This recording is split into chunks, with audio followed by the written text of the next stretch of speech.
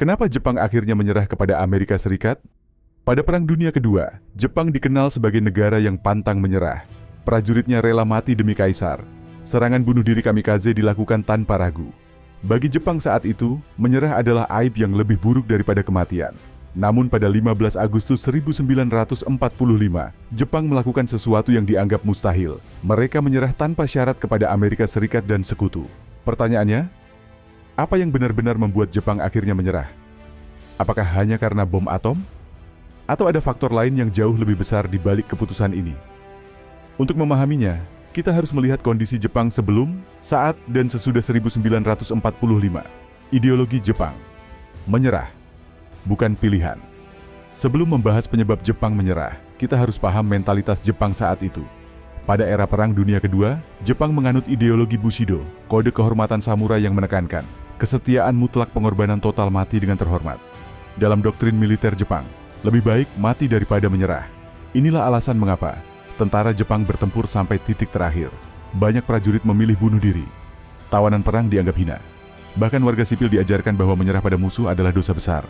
Artinya, Jepang tidak akan menyerah hanya karena satu kekalahan biasa. Pertengahan tahun 1942, situasi Jepang mulai memburuk drastis.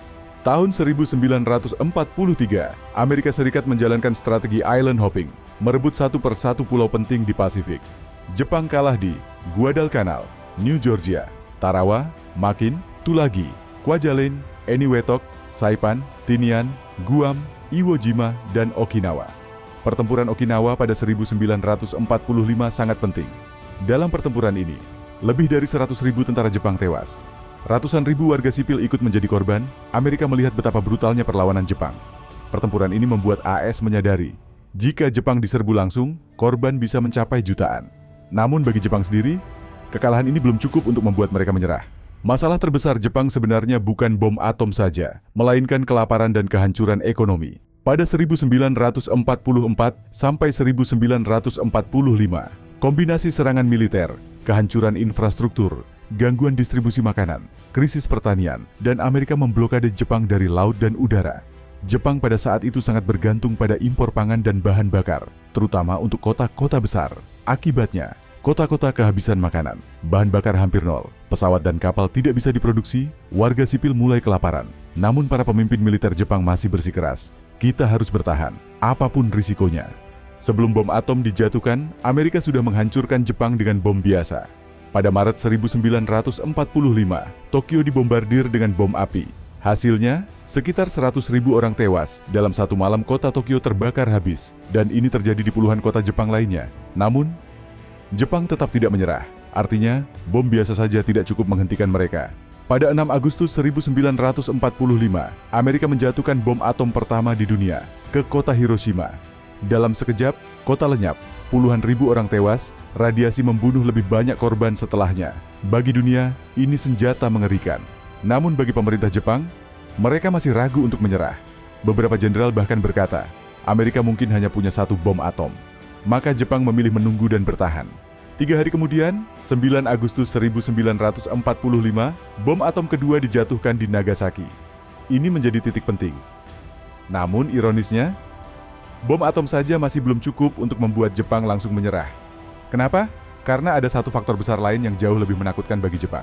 Pada 8 Agustus 1945, sebelum bom Nagasaki dijatuhkan oleh Amerika, Uni Soviet menyatakan perang terhadap Jepang. Ini adalah pukulan paling fatal bagi Jepang.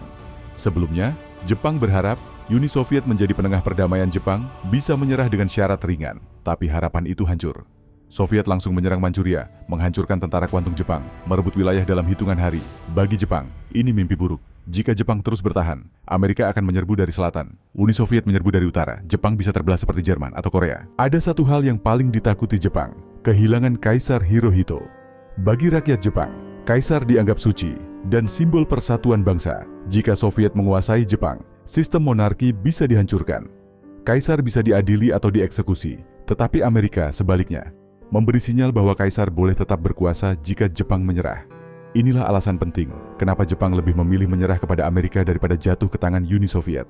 Saat itu, Jepang terbelah menjadi dua kubu dalam keputusan politik. Kubu militer keras, ingin bertempur sampai habis, kubu moderat, ingin menyelamatkan negara. Bahkan setelah 2 bom atom, sebagian perwira mencoba kudeta untuk mencegah penyerahan. Namun akhirnya Kaisar Hirohito turun tangan langsung. Ini pertama kalinya dalam sejarah Jepang, Kaisar berbicara langsung kepada rakyat. Pada 15 Agustus 1945, rakyat Jepang mendengar suara Kaisar melalui radio. Dalam pidatonya, ia mengatakan, perang tidak berjalan sesuai harapan. Bahasanya halus, tapi maknanya jelas, Jepang menyerah. Keputusan ini diambil untuk mencegah kehancuran total, menyelamatkan rakyat, dan menghindari kedudukan Soviet di Jepang. Kesimpulannya, Jepang menyerah bukan karena satu alasan saja, tetapi kombinasi dari kehancuran militer dan ekonomi, blokade, kelaparan, bom atom Hiroshima dan Nagasaki, invasi Uni Soviet ke wilayah Jepang, ketakutan kehilangan kaisar dan identitas bangsa. Bom atom memang sangat merugikan Jepang, namun ancaman Uni Soviet adalah pemicu terakhir yang membuat Jepang benar-benar tidak punya pilihan lain selain menyerah kepada Amerika Serikat.